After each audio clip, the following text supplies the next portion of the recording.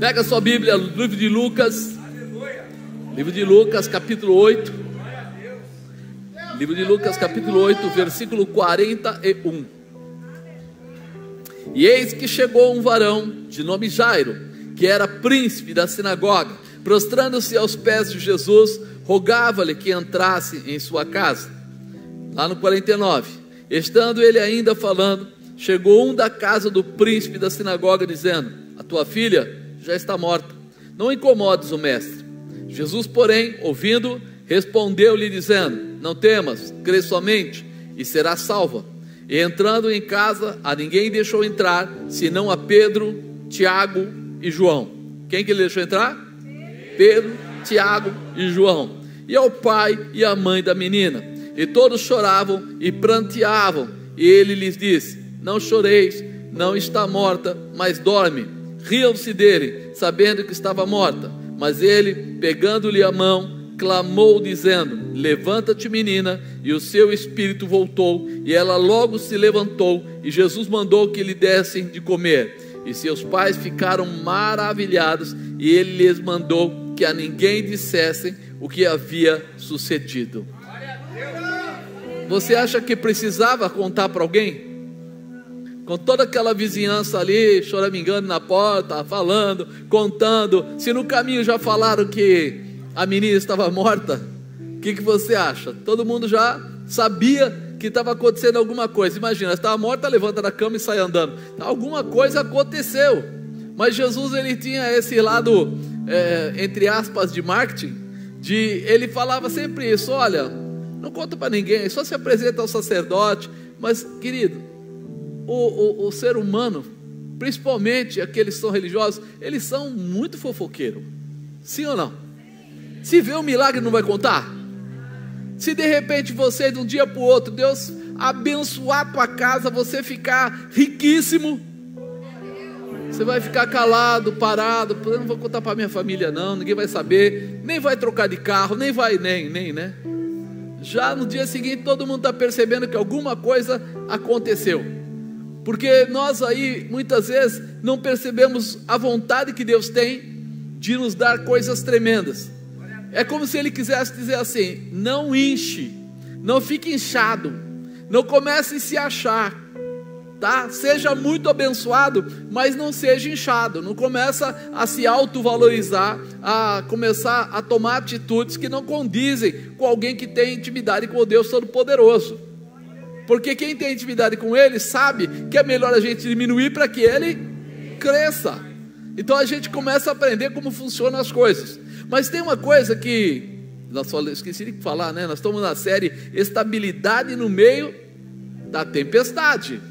E ficar estável no meio da tempestade não é muito comum, né? Normalmente é difícil alguém que tem essa posição. E hoje eu queria tratar: vença as palavras contrárias. Eu sei que você nunca teve uma vizinha fofoqueira, um colega de trabalho fofoqueiro. Nunca aconteceu, é lógico, né?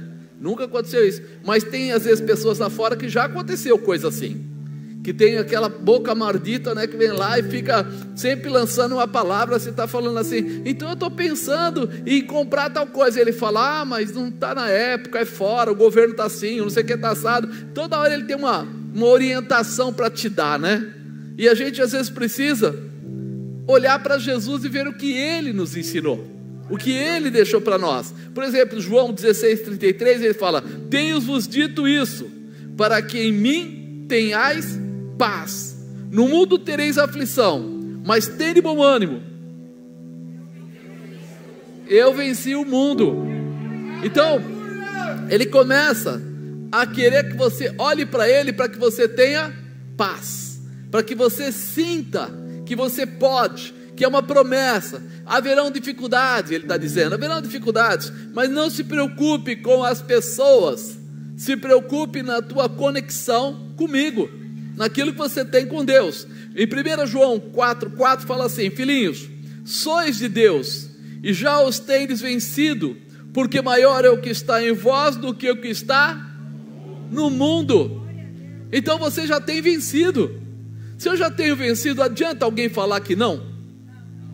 Alguém falar que não vai dar certo?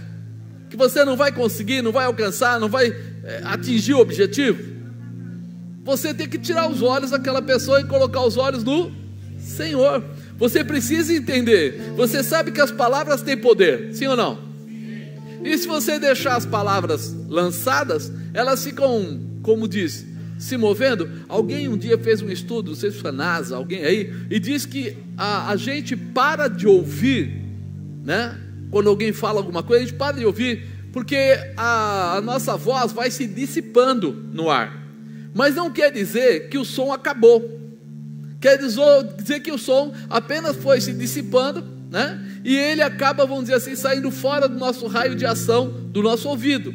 Porém, a palavra dura por muito tempo, e muitas palavras estão aí, estão ecoando em tensão menor, mais diluído, e você pensa que já acabou. Não acabou. Por isso nós temos que pensar numa situação para cortar, anular o que não serve. Você já viu que tem crente que fala assim, está amarrado, eu repreendo em nome de... Segundo meu Deus, não vai acontecer isso. Mas por que ele faz isso? Para cortar, para anular. E é isso que você precisa desde já começar a aprender a fazer. Quando alguém lançar palavras contrárias sobre você, você fala, ó, em nome de Jesus, não vai acontecer, tá? Você pode usar também o tá amarrado, que é o mais comum aí no meio dos crentes, mas para não ser um cara muito comum, fala, não vai acontecer. Sim, a promessa de Deus diz que vai acontecer, então eu creio que vai acontecer, e eu agora recolho todas essas palavras que foram lançadas. Às vezes as pessoas não fazem isso. As pessoas lançam palavras, e você lá na sua casa, dentro da sua casa, vai te visitar, chega lá, fala alguma coisa mal de você, mal do teu marido, mal do teu filho, mal do teu trabalho, mal do teu futuro, e você fica com aquela cara de broa e não toma nenhuma posição.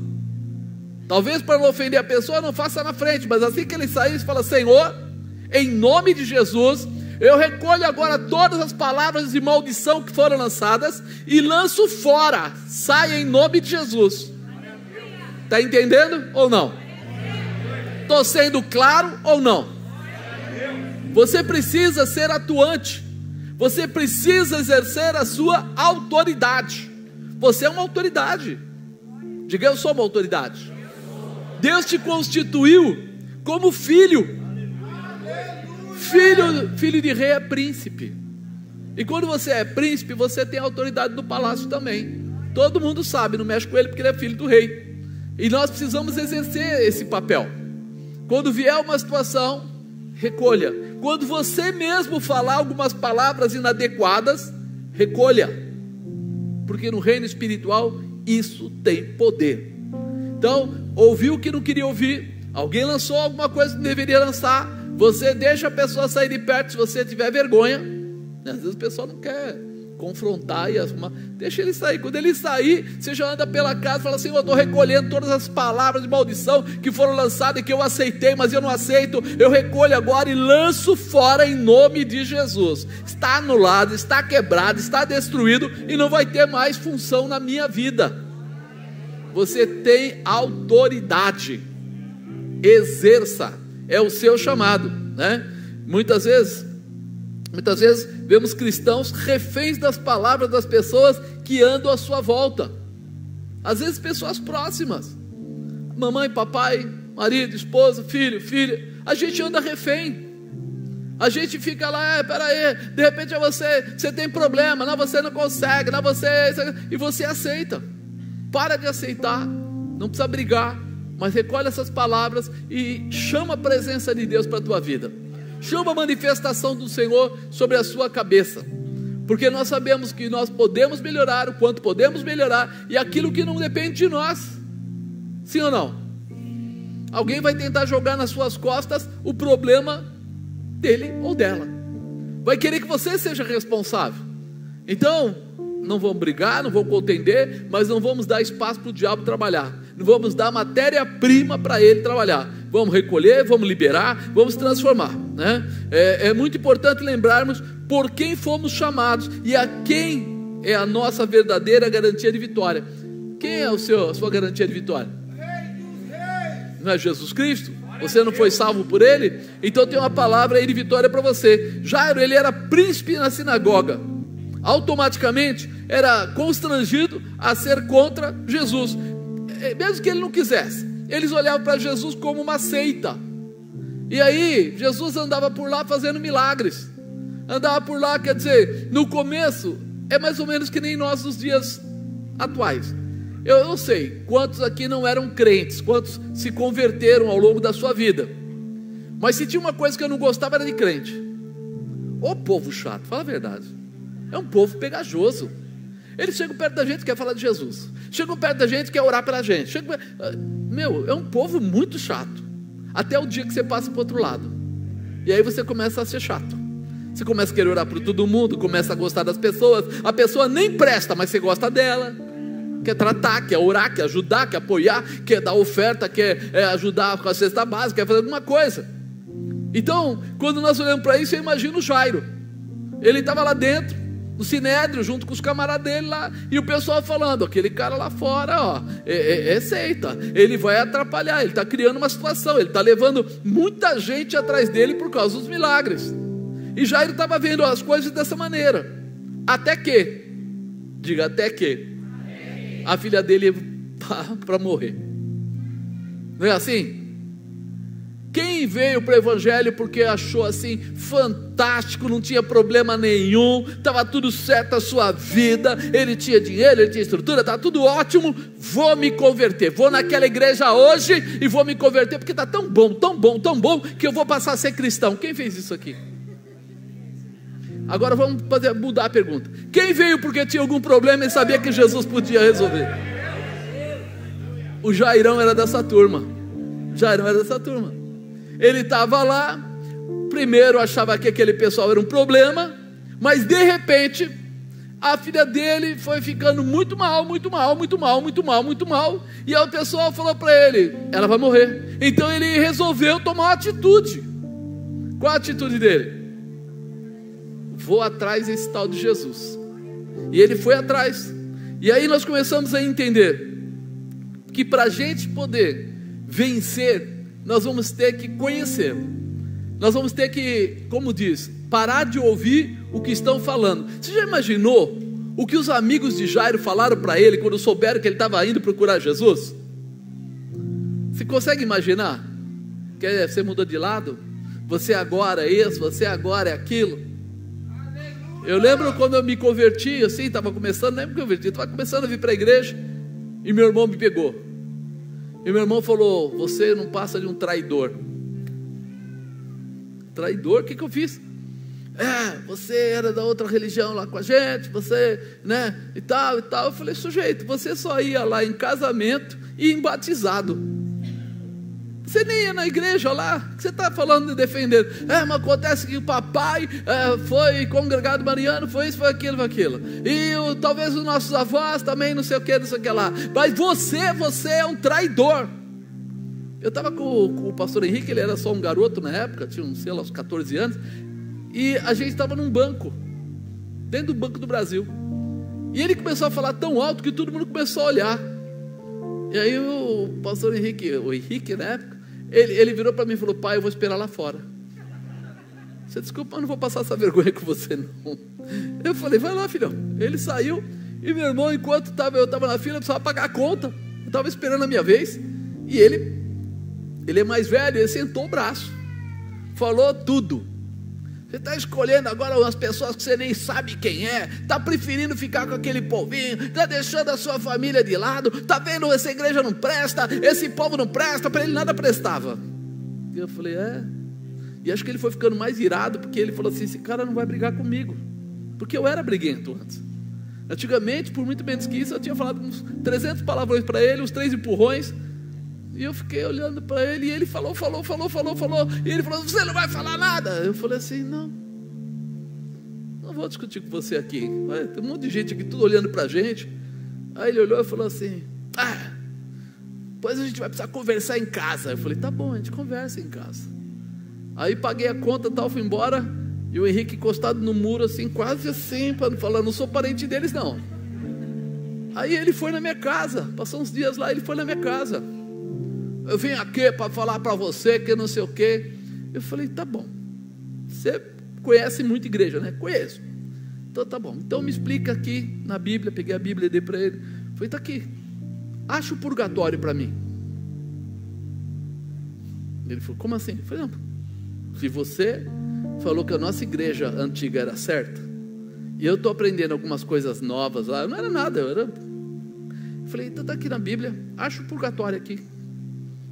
Aí ele olhou para mim e falou assim, agora você vem com charada, você vem com isso. Eu falei, charada, cara, você aprendeu na outra igreja que existia o purgatório, que você pecava, se você subisse antes de ficar limpinho, você ia para o purgatório. No purgatório você ia pagar os preços dos seus pecados para você poder passar para o céu, sim ou não? Ele falou, isso mesmo. Eu falei, pois é, e Jesus? Ele falou, cara, está ficando confusa a sua colocação. Eu falei, é que eu aprendi que Jesus Cristo nos purifica de todo pecado.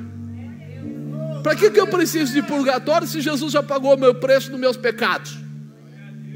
Aí ele pegou, ficou assim, ele falou, não começa não. Eu falei, não, estou tentando tirar minha dúvida. Você tira minha dúvida? Aí ele ficou, não, porque veja bem, mas ele não conseguia, porque ele não entendia o que eu estava falando para ele. Aí eu falei, querido, leia a Bíblia, você vai entender por que é que eu passei a ser evangélico, porque é que eu estou do lado de cá, cuidando, tentando. Ele falou assim, um dia eu volto para a gente conversar. Fazem 27 anos mais ou menos. Ele não quis mais discutir o assunto. Ele falou que eu sou tipo viciado em Bíblia. Eu falei, eu não sou viciado em Bíblia, a única coisa é que a gente lê por opção e por obrigação, e a partir disso lá está escrito. Aí eu falei, bem, lá está escrito, Hebreus 9, 27, quem é esse tal de Hebreus? Eu falei, é um livro da Bíblia, está escrito lá, ao homem só é dado morrer uma vez, seguindo-se após isso o seu juízo.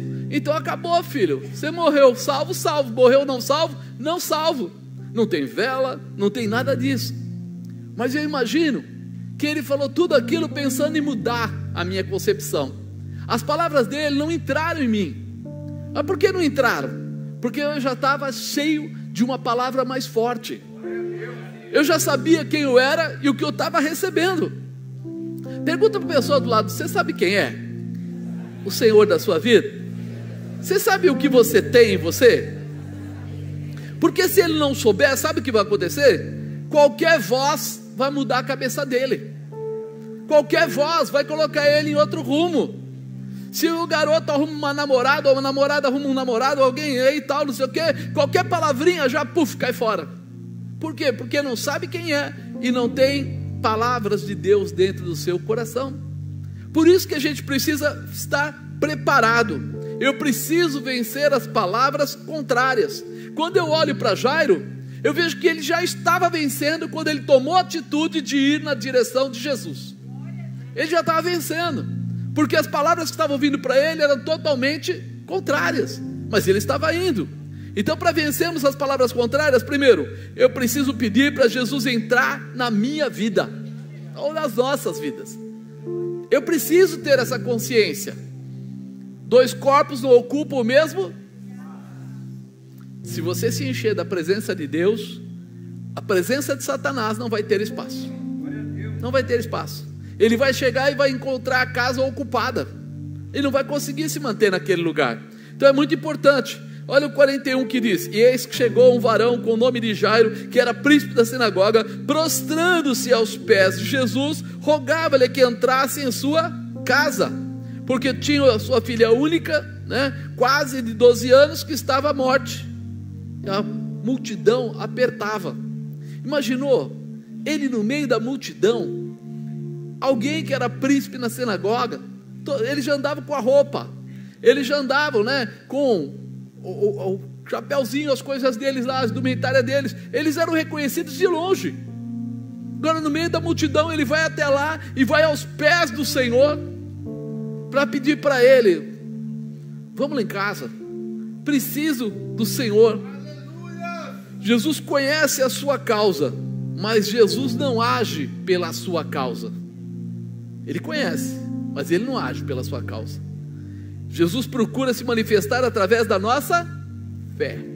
Diga: Jesus se manifesta pela minha fé e não pela minha causa. Tem gente que acha, porque ele está triste, Jesus vai ter que se manifestar. Porque ele está com problema em casa, Jesus vai ter que se manifestar. Porque ele tem uma enfermidade, Jesus vai ter que se manifestar. Não, Jesus não se manifesta pela causa, se manifesta pela fé. Será que você está pronto para exercer a tua fé em Deus? Porque quando você não acredita, não tem jeito. Quando você não valoriza, não tem jeito. Alguém vai perguntar para você: você crê que você pode ser curado? Qual vai ser a sua resposta? Eu vi que tem crente lá atrás. Eu creio em nome de Jesus. Se você não exercer esse papel, o que vai acontecer? Você vai estar frágil, vai estar disponível, e o inimigo vai querer usar a sua mente e até o seu corpo. Então eu preciso ter um posicionamento para fechar essa passagem.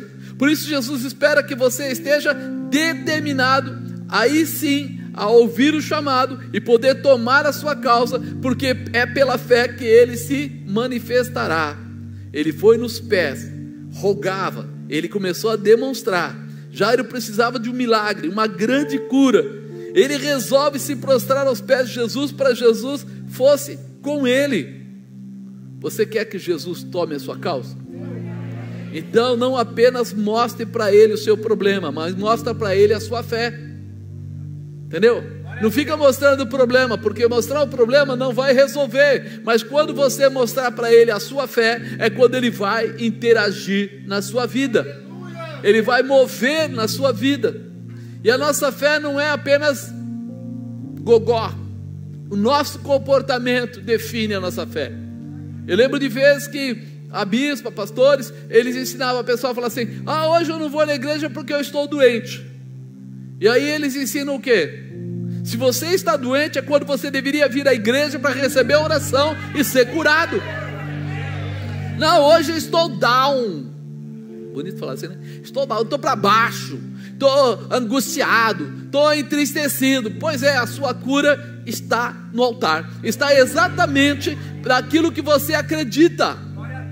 Quando você quer ser curado na sua vida secular, você vai até um médico. Você fica na fila, você espera para ser atendido, você paga consulta, porque você acredita. Você exerce uma fé humana porque você acredita. Eu tenho que buscar aquilo. E quando você quer uma resposta espiritual, então eu não vou exercer uma fé humana, eu vou exercer uma fé espiritual. Firme fundamento das coisas que eu não vejo, mas eu espero. Eu acredito, vai acontecer, mas eu não estou vendo, mas vai acontecer. Mas eu não consegui pegar, mas vai acontecer. Eu ainda não toquei nisso, não, mas vai acontecer. É o lado espiritual, é aquilo que você acredita. Sabe por quê? Porque você vai com todo o desejo do seu coração, e automaticamente você encontra com o desejo do coração de Deus. Então a tua fé move o poder de Deus. É esse o negócio. Não é assim: então minha fé tem força para pegar a caixa e levantar a caixa. Não, a tua fé não tem, mas o poder de Deus tem. Quando você vai até Ele com a sua fé, com aquilo que você acredita, com uma fé inteligente, que você sabe que Ele pode, Ele vem com o poder dele e realiza. Cura, restaura, transforma, estabelece, faz o que for necessário. Então nós precisamos estar prontos para isso. Segundo, vença a morte com palavras de vida.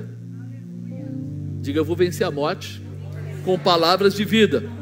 Estando ele ainda falando, chegou um da casa do príncipe da sinagoga, dizendo: a tua filha já está morta, não incomodes o mestre. Jesus, porém, ouvindo, respondeu-lhe dizendo: não temas, crê somente e será salva. É o que eu estava falando agora há pouco. Jesus quebrou as palavras daquele povo. Aquele povo já chegou lá: não atrapalhe o mestre não, sua filha já era, já morreu. Todo mundo deve ter pensado: puxa vida, inclusive porque no caminho aquela mulher do fluxo de sangue, né, apareceu, e Jesus foi lá atendê-la, pode-se dizer assim, parou para atendê-la, a mulher ficou curada. Depois disso que Jesus continuou, quer dizer, ele perdeu tempo. Talvez na cabeça de Jairo, Ele deve ter pensado: poxa vida, se Jesus não tivesse parado para atender aquela mulher chata, aquela mulher do fluxo de sangue, né, eu estaria agora com a minha filha curada. Aí é que começa a determinação. Você acha que Jesus não sabia que ia acontecer isso naquele momento? Ele sabia. Ele vai e deixa a coisa demorar, que nem com Lázaro, né? Quando a irmã do Lázaro fala: Senhor, se o Senhor tivesse chegado aqui 4 dias antes, meu irmão não haveria de ter morrido. Ele não discutiu com ela, ele só falou o que para ela? Me diga onde vocês colocaram ele. Aí todo mundo: nossa, como ele gostava de Jairo, ele quer ir até o túmulo para ver Jairo. Ele vai até o túmulo, manda tirar a pedra e manda o homem sair para fora. O problema é essa discussão inútil de tentar provar ou comprovar se a palavra que deram já está morta. Você podia ter chegado antes. Jesus não fica prestando atenção nessas lenga-lengas. Se ele vem para realizar. Na Bíblia, toda vez que Jesus esteve num lugar, um milagre aconteceu. E hoje Jesus está aí na sua vida, e o milagre vai acontecer em você, vai acontecer na sua casa, vai acontecer na sua família. Algo precisa acontecer. Agora você está vendo uma guerra de palavras. Aquele pessoal que era conhecido, né, ele vem e declara que a menina já tinha morrido. O príncipe, amigo do príncipe da casa aqui, né, da sinagoga. Mas Jesus contrapõe e quebra a palavra de morte através da fé com a palavra de vida. Amado, você precisa começar a ficar ligeiro, a ser rápido, sabe? Bom de gatilho. Espera aí, soltar uma palavra contra a minha vida, ou contra a minha casa, ou contra o meu projeto, ou contra alguma coisa que eu tenho, imediatamente anula essa palavra. Anula. Ele, quando dá essa colocação, ele fala: não temas, crê somente e será salva. Não temas, crê, será salva. Ele anula toda a colocação que foi feita. E você precisa começar a pensar dessa maneira. Qual é o problema que você está enfrentando na sua casa? Qual é o problema que você está enfrentando no seu trabalho? Qual é o problema que você está enfrentando lá nas suas amizades? Qual é o problema que você está enfrentando na escola? Qual é o problema que você está enfrentando com você mesmo? Você precisa colocar isso. Não temas, crê somente e acontecerá. Diga: eu vou crer. Não vai faltar nada. Acontecerá. Não vai faltar nada. Haverá cura, libertação, restauração na área sentimental, na área familiar, na saúde. Haverá prosperidade, o recurso vai entrar, a palavra de vitória é para você. Mas apóstolo, lá fora estão falando. Querido, eu preciso escolher se eu vou viver pela fé ou se eu vou viver pelo mundo. Se eu vou viver pelo mundo, então a igreja se torna simplesmente um localzinho de merchandising, marketing, etc. Mas se eu vou viver pela fé, a igreja se torna ferramenta de realização, de transformação. E hoje você precisa escolher. Você quer andar pela fé? Então você vai ter a vitória que Cristo dá, o poder que Cristo manifesta. Eu preciso estar aberto para isso, né? Será que você está preparado para destruir todas as palavras de morte lançadas contra a sua vida? Alguém já recebeu palavras negativas? E o que você fez com elas? Tem gente que guardou na sacolinha e levou para casa. Aceitou. É verdade mesmo. A Maria falou que eu não presto mesmo. Ela falou que eu sou um derrotado, eu sou um derrotado mesmo. Está na hora de abrir a sacola e jogar tudo. Não te pertence. Não te pertence. Não assuma esse tipo de coisa. Não vai dar certo. Puxa vida, comigo é sempre assim. As coisas começam, mas não terminam. Para. Começa a anular isso tudo. Será que você está preparado para destruir todas as palavras de morte lançadas contra você? Está preparado para isso? Jesus bloqueia as palavras de morte com palavras de vida, através da verdade da fé. Respondeu dizendo: não temas, crê. Comece a pegar isso como uma ferramenta. Toda vez que você tiver uma palavra, que vier uma palavra para você negativa, sabe quando você pensa assim, vai dar tudo certo, aí veio lá a cartinha dizendo assim, não está certo, você não conseguiu, não atingiu, não teve o emprego, o que quer que seja, você vai começar a aprender a lidar com isso. Eu lembro quando o pastor Fernando, um dia ele tentou uma empresa, ele era novo, formado, e ele tentou uma empresa, ele foi lá, fez o teste e tal, não sei o que, aí voltou triste. Poxa, pai, os caras lá disseram que eu sou novo e que o meu inglês, né, ainda não está perfeito, técnico, e não sei o que, e tal. Eu falei, e aí? Nem vou mais lá. Eu falei, ao contrário, você vai ligar lá, vai conversar lá. Não, pai, ele já falou que não tem lugar para mim. Não, você não vai fazer isso, você vai agradecer. Liga para lá e diz assim, olha, eu queria agradecer porque vocês permitiram que eu participasse dessa seleção, mas eu queria deixar desde já uma informação. Eu gostei muito dessa empresa, vou melhorar o meu inglês, vou voltar, e no futuro eu queria ter a liberdade de voltar a falar com vocês. O cara falou assim, como assim? Eu disse para você não, e você está aqui dizendo que vai se preparar para assumir uma vaga aqui? Ele falou, é isso mesmo, eu vou assumir uma vaga nessa empresa, porque eu gosto muito dessa empresa, da tecnologia dela, aquela coisa. O cara, tá bom, então tá. Desligou.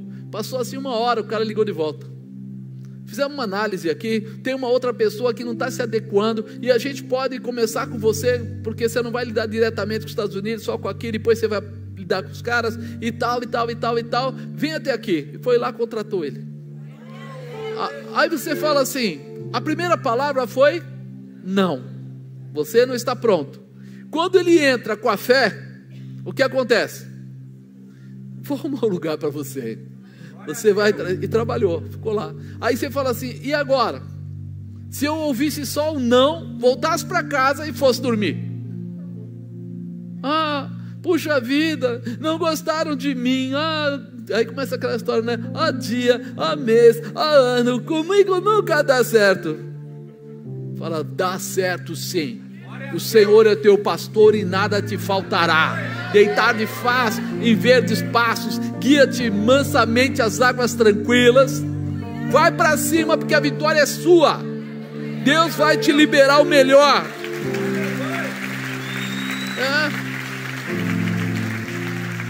É importante, exercitar a fé é a maior arma para derrubar a derrota de todas as palavras contrárias que lançarem contra você.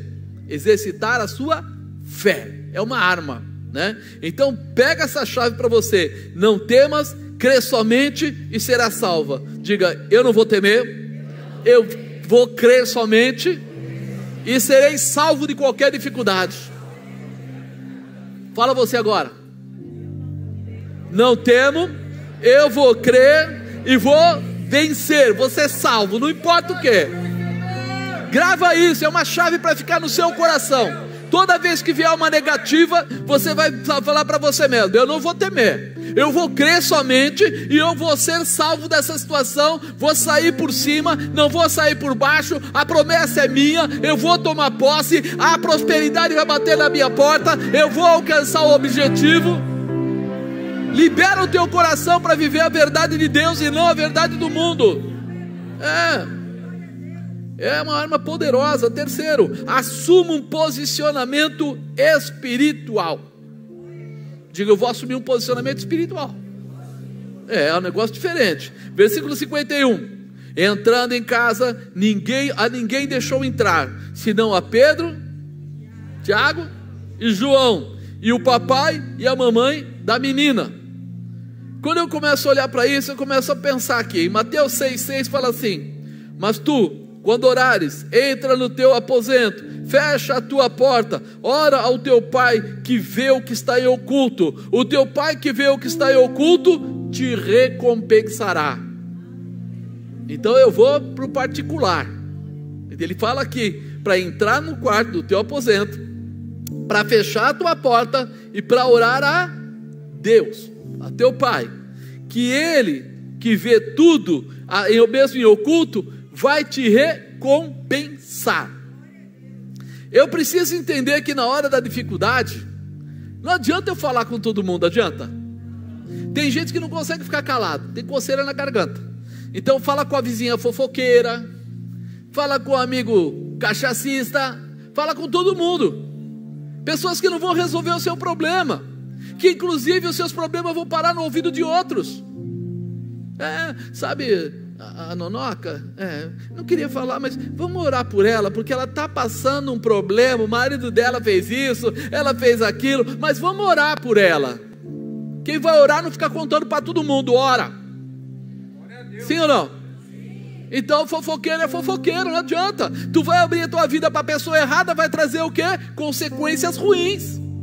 Então procura pessoas que tenham um grau de posicionamento contigo, que sejam espirituais ao ponto de, se precisar orar, já orar na hora com você, e não sair para orar depois, né? Tome uma posição.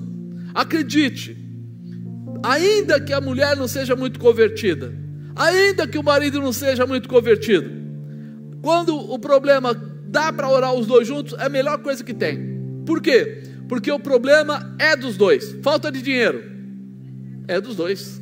Saúde é dos dois. As coisas que nós passamos é nossa.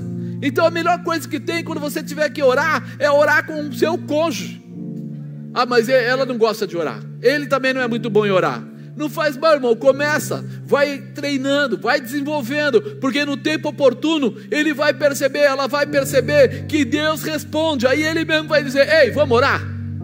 Quando ele vê que vale a pena, quando ela vê que vale a pena. Agora, se você de repente vai querer impor a oração, aí fica pesado.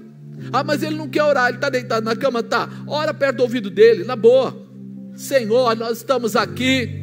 Ele não está nem querendo saber, mas você vai falar: nós estamos aqui, porque somos nós, né? E vai falar tudo o que precisa, e vai falar: Senhor, nós queremos testemunhar do milagre que nós sabemos que o Senhor vai realizar. Quando vier o milagre, o que é que você faz?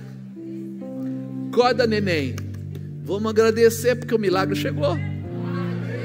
Aí começa a criar, né? Sabe, a verdade vai se estabelecendo.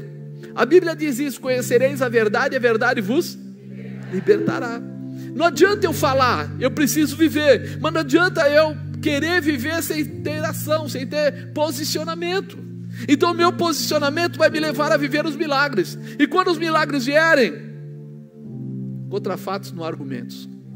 A coisa acontece, você vai começar a dizer: verdadeiramente só o Senhor é Deus.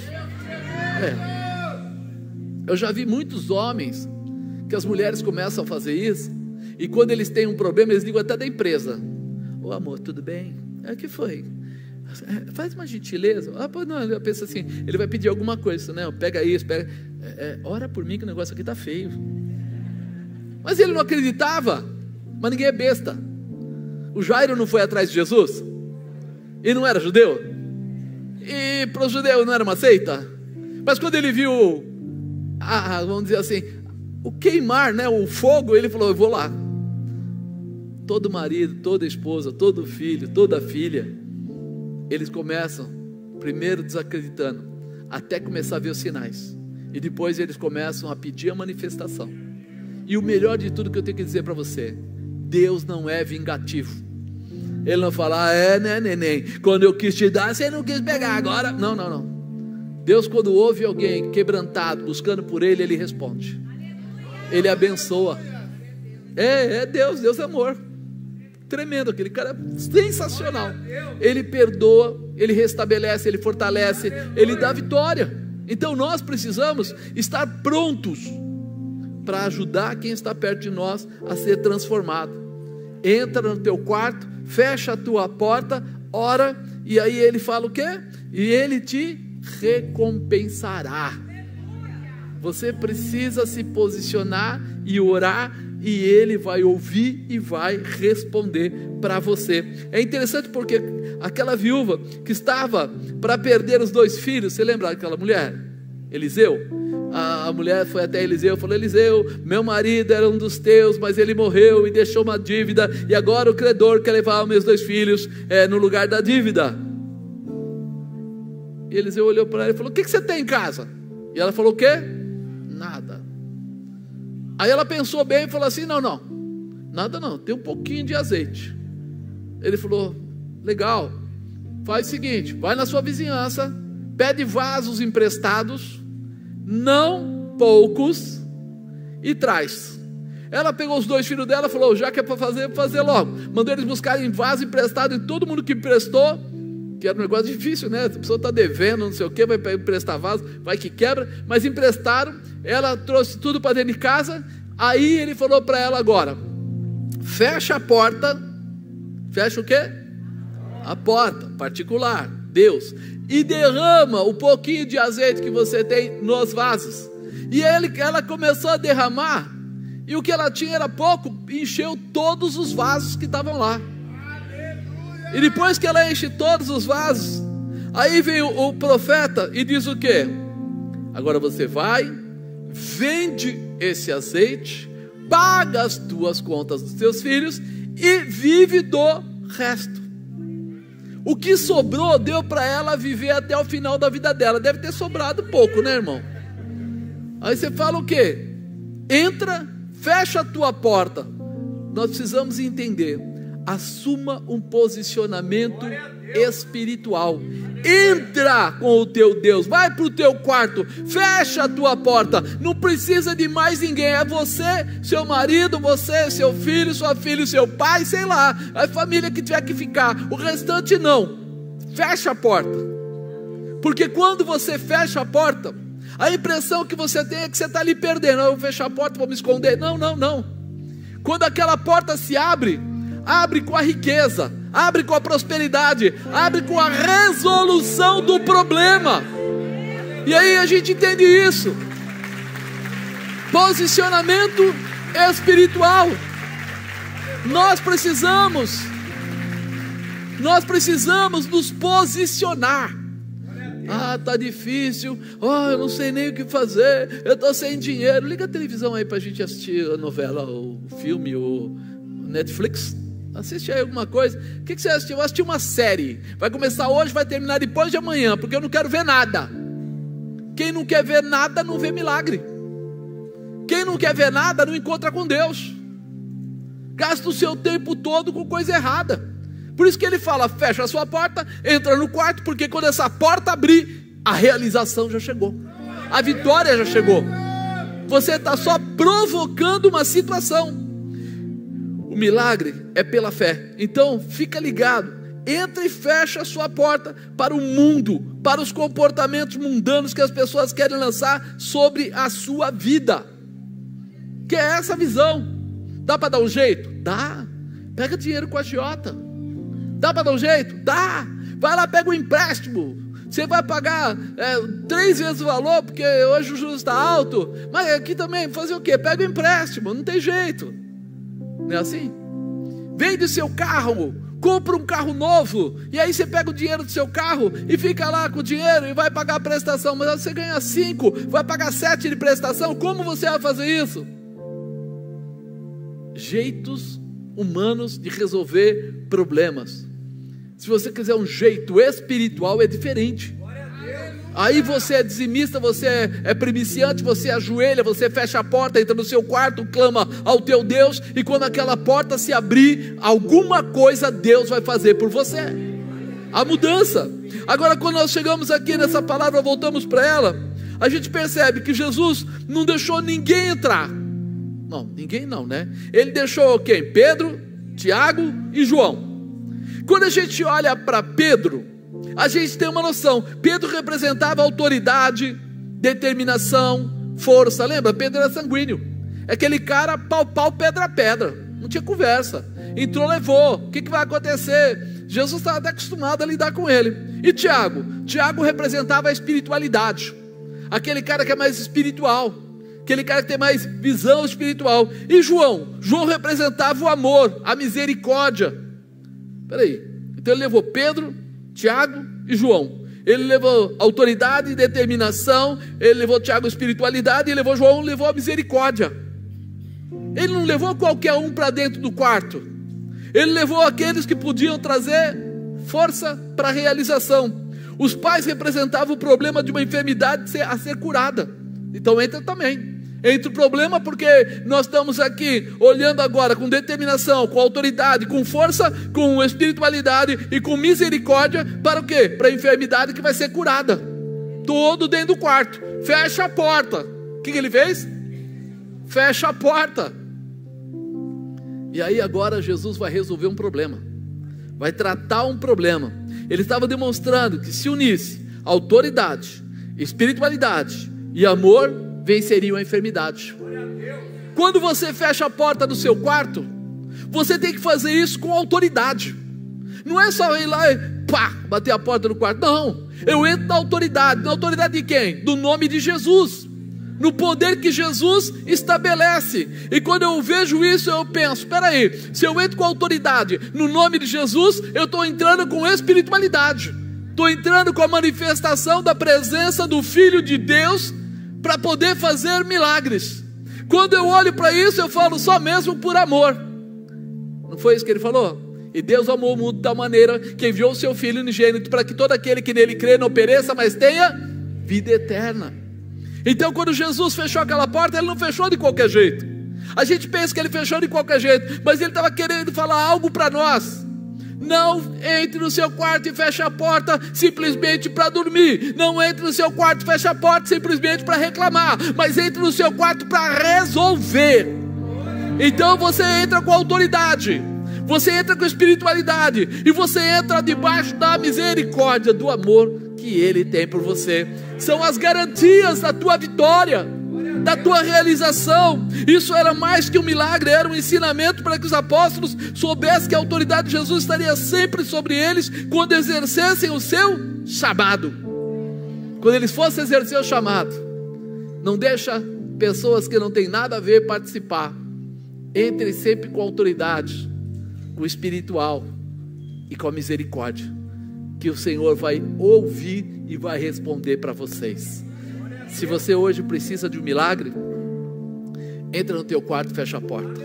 Separa lá quem vai orar com você, quem é fiel ao Deus Todo-Poderoso. Mas lembra disso, vai na autoridade de Jesus, vai na espiritualidade do Pai, do Filho, do Espírito Santo, e toma isso como algo especial, para que você não volte atrás, mas para que o amor e a misericórdia te levem até a garantia da realização, até a garantia, até aquilo que é final. Será seu comportamento de fé que fechará a passagem das palavras contrárias diante do milagre. Se você quer acabar com a força das palavras contrárias, só permita que homens de fé estejam junto no momento do milagre. Quando você entende isso, eu vou contar um testemunho que não é meu, é do pastor Márcio. Ele tinha uma empresa, eu estava lá no Ipiranga, né? E ele queria que uma empresa acabasse trazendo lá fornecimento para ele fazer o serviço. Ele dava tratamento superficial de peças, e aí Deus falou, não lembro se foi com ele, conosco, falou com alguém que juntasse 7 homens de fé e fosse lá orar. E nós fomos lá, juntou 7 homens de fé e fizemos uma oração, falando: Senhor, nós acreditamos que essa empresa vai lotar de trabalho, que vai vir trabalho da maneira assim. Meu irmão, no dia seguinte, uma empresa conectou com ele, acertou com ele, veio com um caminhão tão grande que não conseguia manobrar na rua. Era enorme o caminhão. Além de ser enorme o caminhão, ele tinha as caixas de transporte de ferro das peças. Eram peças tipo... Como é que chama aquele negócio? Como é que chama? Disco de inflição, né? Aí era tão grande as caixas de ferro que não cabia dentro da empresa. Ele teve que chumbar na calçada ferros e prender as caixas de ferro para ninguém roubar na calçada, para levar as peças para dentro e trabalhar as peças e enchendo as caixas para o outro caminhão levar depois no dia seguinte. Deu um trabalho. A gente falou assim: nossa, nós fomos orar pedindo a Deus assim: o melhor, a maior quantidade, manda mesmo, Jeová, a gente quer ver muito. Ele falou: quando o caminhão chegou aqui, o cara falou: onde eu vou descer isso? Você tem empilhadeira? Não. Você tem... Não. Mas não tem como. Teve que tirar tudo do braço. botar as peças do lado de fora, pôr a caixa lá do lado, descer por dentro da caixa daí, e fazendo um por um. Aí nós descobrimos que quando você trata com homens de fé, quando você junta pessoas determinadas por Deus, o fogo encandece. A resposta da glória de Deus é tremenda. E nós ficamos até preocupados, e agora? Pensa nisso. O que é que você precisa que Deus mova na sua vida? O que é que você quer que Deus faça na sua casa? Entra lá, fecha a porta, só deixa pessoas de fé. Apóstolo, não tem ninguém de fé, fique sozinho. Aquela mulher, ela entrou, a mulher que estava em Eliseu lá, ela entrou, pegou o azeite que tinha, começou a despejar dentro dos vasos. Os filhos dela talvez não fossem adultos o suficiente para entender, mas ela entendeu. Eu vou ver a glória de Deus se manifestar. E você precisa entender, não há palavra contrária que segura a manifestação de Deus na sua vida. Não há palavra contrária. Quarto, vença as palavras contrárias. Não valorize o que as pessoas falam. Fala para alguém aí do seu lado, não valoriza não. Não se preocupa com o que os outros falam. Versículo 52 fala assim: e todos choravam e pranteavam, e ele disse: não choreis, não está morta, mas dorme. Riam-se dele, sabendo que estava morta. Os mesmos que choravam e pranteavam pela morte da criança, quando Jesus disse que ela não estava morta, eles começam a rir. Já pensou em pessoas assim? Que está chorando e do momento seguinte está rindo? Será que o choro era lá dentro do coração? Ou está fazendo só uma cena? Porque eu imagino, pensa comigo, se ela já estava morta e você gostasse daquela criança, e aí alguém via lá e dizia assim: não, ela pode ser curada, ela está viva, você não ia pensar no milagre? Pô, se o mestre está dizendo, alguém que está andando por aí fazendo milagre está dizendo que ela está viva, eu já vou me empolgar, porque eu amo essa criança também. Mas tem muita gente que está lá no meio, mas não é porque ama, simplesmente porque está lá no meio, só faz parte da festa, como dizem. E essas pessoas, muitas delas, elas entram na sua vida só para ver se dá para tirar uma casquinha, para tirar um proveito, para ficar lá, né, achando defeito. Você está todo lá, né, preocupado que as coisas têm que dar certo e tal, e a pessoa está do lado torcendo para dar errado. Você nem percebe. Pensa um pouquinho, quantas pessoas dessas já não entraram na sua casa? Pensou? Fala, sai em nome de Jesus. Vamos tirar fora toda a tentativa do mal, né? Por quê? Porque nós muitas vezes colocamos pessoas dentro da nossa casa. Às vezes vem com um amigo, com uma conversa de amigo, você fala, mas poxa, eu trabalho junto. Querido, se trabalha junto é uma coisa, não leve para dentro da sua casa. Só leva para a sua casa as pessoas que você tem confiança. Se não tem confiança, evita. Ora antes, Senhor, se aquela pessoa chegar aqui e não for sua, que o Senhor feche as portas e não deixe entrar. Que ela mude de ideia, que ela tenha um probleminha para resolver, que ela, receba um chamado e vá embora, para não entrar e não me trazer problema. Porque nós somos muito, como é que eu vou dizer, a gente é sensível a não querer ferir as pessoas. Mas a gente esquece que do outro lado, quando o diabo usa pessoas, ele não está preocupado com o que você acha, ele está preocupado em cumprir aquilo que é a vontade dele. Trazer problema para você, trazer problema para a família, trazer dificuldades no lar, inveja, mentira, engano e e outra coisa, né? É uma opção de coisa. Nós precisamos estar atentos. Por isso tenha cuidado com quem você coloca à sua volta. Quando você precisa exercer a fé para receber os milagres. Outro costume, é engraçado, né? A mãe da gente tinha alguns hábitos que a gente esquece rápido. Mas minha mãe falava assim: nunca deixa ninguém sentar na cama do casal. E eu falava assim, que besteira. Qual a diferença da cama do casal, da cama sem casal? E depois, ao longo da nossa vida, que você vai, né, trabalhando na igreja e tal, você vê quanta gente maldosa desejou o marido da outra, a mulher do outro, tentando tirar proveito com esse tipo de coisa. E aí você fala assim, não é possível, isso não é normal. Lógico que é normal. Quando o diabo está operando, ele respeita? Ele não respeitou nem Jesus, ele foi querer atacar Jesus. Xarope de tudo, né? Problemático. Ele queria atacar Jesus sabendo que fazia parte da Trindade, não tem como. Mas se ele faz isso com Jesus, o que ele não faz com os filhos de Deus? Ele quer ferir a Deus, diretamente a Deus, Pai, Filho e Espírito Santo. Ele não pode ferir, não tem capacidade, mas ele tem capacidade de atingir os filhos de Deus, aqueles que estão aqui na terra, porque nós somos frágeis, nós somos humanos, a gente tem dúvida, a gente tem medo, a gente não quer magoar ninguém, a gente não quer, e aí a gente nem faz avaliação espiritual de quem é que está entrando na nossa casa, principalmente sentando na nossa cama, andando, mexendo nas nossas coisas, tomando posse de alguma coisa que é sua, prestando roupa. Vixe, conversa de velho, né? Mas é verdade, é tudo que minha mãe falava. Se tiver que emprestar, dá, porque isso pode voltar com algum problema.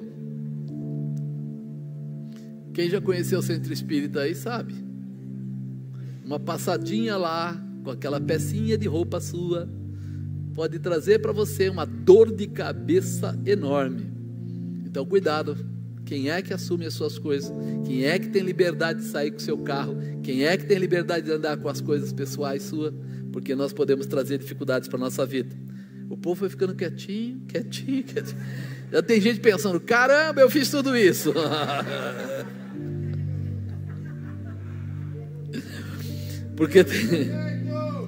Porque tem muita gente, tinha muita gente fingindo que estava chorando pela dificuldade da menina, da família. Estavam lá, não sei o que, ela não morreu. Para com isso, cara. Peraí, está sensibilizado a esse ponto? De sair do choro para a risada? Tem alguma coisa errada com o jeito desse tipo.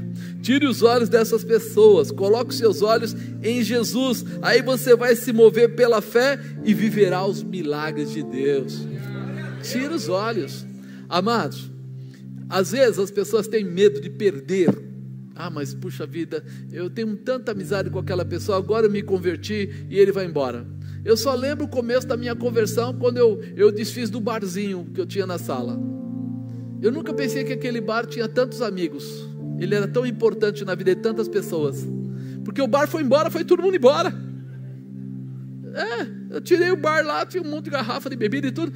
Aí eu trabalhava com vendas, e quem trabalha com vendas sabe que a primeira coisa que o pessoal acha que tem que dar pra gente é garrafa, né? Eu não sei porquê, eles acham que todo vendedor é alcoólatra. É verdade. Que eu ganhava de garrafa de uísque, era uma atrás da outra. Só de vinho eu tinha 78 garrafas que eu joguei fora. Aí você fala assim, eu comprei, 90% eu não comprei, mas todo mundo dava. Aí o pessoal, os amigos iam em casa. Por quê? Porque aí tinha todo tipo de bebida. Aí eu quero essa, quero aquela, quero isso, quero aquilo. Aí um dia eu me converto, aí eu pego, me desfaço do bar, tirei ele, lógico, joguei tudo fora as bebidas, porque se não é bom pra gente, não posso dar para os outros. Esvaziei todas as garrafas, joguei tudo fora, aquela coisa toda. Cara, entrou um na casa, olhou, cadê o bar? Falei, jaz, não faz parte mais, não está mais entre nós. O cara falou, e as garrafas? O que você fez com as garrafas? Eu falei, joguei tudo na pia, o líquido, derramei. Você está doido, você está com problema, você não sei o que. Acabou, irmão. Eu e a bispa, a gente não tinha um dia que a gente ficava sem um amigo em casa, sem alguém para tomar alguma coisa, conversar. De repente, a gente ia falar assim, o que a gente vai fazer? Ninguém vem aqui mais, a gente está conversando. Sabe quando você cansa de conversar com mulher, tanto que a gente conversa? Vamos falar de novo, vamos assistir de novo, vamos ver de novo, porque não tinha mais ninguém. Antigamente tinha um monte de gente que ia lá. Acabou. Aí você começa a perceber. Tem pessoa que chora pela sua ausência, mas não é pela sua ausência, é pelo que você tem. É por aquilo que você está representando. Procure amigos verdadeiros. Foi bom, porque depois daquilo começou a aparecer amigos de verdade.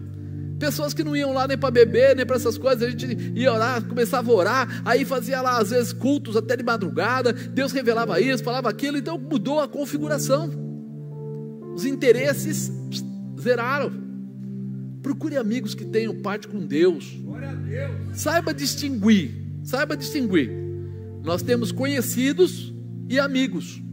Conhecidos é aquele quem trabalha, conhecido é o dono do boteco ali esquina, do bar, boteco não, do bar, né? Do restaurante, da padaria, são os conhecidos. Agora, quando você chamar de amigo, que tem as características que você tem, cristão sério, não é um cristão meia boca, é um cristão sério, alguém que leva a sério, que se você conversar com ele, ele vai ser sincero com você. Esses são os amigos, não todo mundo que passa na rua. Isso é muito importante para você fixar a sua vida de uma forma a não ter problema no seu relacionamento sentimental, a não ter problema com os seus filhos, porque os amigos dos filhos vão aparecer e etc. Então vou ensinando desde o começo para que a minha família fique liberada de certas coisas ou de certas pessoas. É muito importante. Quinto e último, tenha comportamentos de fé. 54, mas ele, pegando-lhe na mão, clamou dizendo: levanta-te, menina. E o seu espírito voltou, e ela logo se levantou, e Jesus mandou que lhe dessem de comer, e os seus pais ficaram maravilhados. O que ele fez? Ele teve comportamento de fé. Ele disse assim, pegou na mão dela e clamou dizendo: levanta-te, menina. E se ela não levanta, irmão? E se ela não levanta? Mas ele teve um comportamento de: estou mandando levantar, vai levantar. Sabe? Vai lá. Lembra dos apóstolos? Eles aprenderam com Jesus. Estava subindo a porta do templo chamado Formosa, e de repente o homem fala: me dá uma esmola. E o que eles falam? Não tenho ouro, não tenho prata, mas o que eu tenho, isso eu te dou. Em nome de Jesus o Nazareno, levanta e anda. Pegaram na mão do sujeito e veio ou não veio? Veio. Você precisa começar a entender que a fé exige comportamentos. Você precisa. Jesus está mostrando aqui, ele pegando na mão, pegou na mão e clamou e levantou a menina. Vamos embora, chegou a hora, curada, vida nova, ressuscita, faz o que tem que fazer, porque tem que se cumprir a palavra, tem que acontecer. O seu espírito voltou a ela e logo se levantou, e Jesus já mandou assim, dá comida para ela. Tem gente que quando vai ter uma ação de fé, ele não tem os comportamentos adequados, né? Ele colocou o ponto de contato, ele colocou o clamor, a determinação, a convicção do milagre, né? São os pontos. Ponto de contato, pegou na mão da menina. Clamor, clamou dizendo. Determinação, levanta-te, menina. Convicção do milagre, mandou que lhe desse comida. Já pensou? Acabou de levantar a pessoa, estava morta. Levanta. Faz o seguinte, pessoal, dá comida para ela, está com fome. Quem ia pensar num negócio desse? Só alguém que já passou adiante, que já saiu da morte, que não está lá dizendo: será que morreu mesmo? Está viva mesmo? Será que ficou boa? Será que não vai ficar de repente meio curado, meio enfermo? Será que não é melhor ir devagar? Dá um pouquinho de água, depois dá um pouquinho de bolachinha molhadinha, depois talvez um leitinho, lentamente, vamos devagar. Ela acabou de levantar, ela morreu. Não. Quando a pessoa tem a fé estabelecida e o propósito já realizado, ele fala: levanta agora e vamos comer, porque está na hora de, colocar tudo que estava fora em ordem. Vamos restaurar. Nós precisamos entender isso, porque tem muita gente aí dizendo que acredita no milagre, mas quando o milagre está chegando, ele começa: será que é verdade? Será que não é? Será que vai? Olha, eu pedi tanto aquele emprego, agora o cara mandou eu ir lá, mas será que vai acontecer? Cara, já bota a roupa porque você vai trabalhar. Já bota a roupa porque você vai trabalhar. Não é para depois não, é para agora, é para já. Você precisa confiar isso. Eu vou lá naquele cara, no cliente, vou negociar, já vai para lá dizendo: espera aí, eu vou buscar o pedido e já volto. Aí o cara fala: como é que é? Você nem sabe se o cara vai te atender direito. Não, além de me atender, ele vai dar o pedido. Isso é fé, isso é convicção. Não é aquela situação que você vai: não sei, será, quem sabe, talvez. Espera aí, isso não é fé. Isso daí você está jogando com a sorte, só para ver se acontece.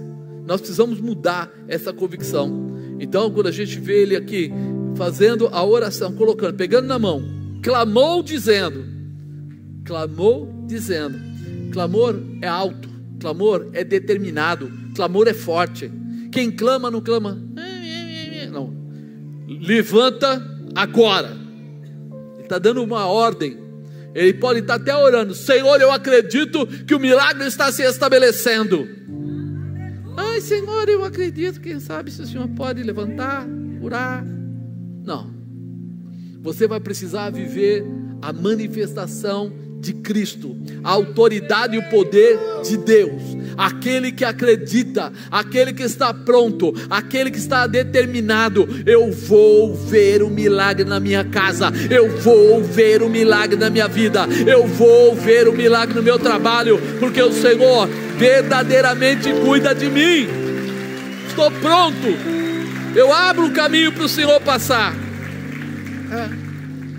Você precisa estar convicto. A convicção anda junto com a fé. Diga: a convicção anda junto com a fé. Por isso Jesus não teve dúvida de mandar alimentá-la. Ele tem convicção, ele está na fé. Ele fala assim: aqui está tudo certo, vai acontecer, vai fechar esse espaço, não vai ficar mais brecha nenhuma. Vença as palavras contrárias através da sua fé. Amém, amado?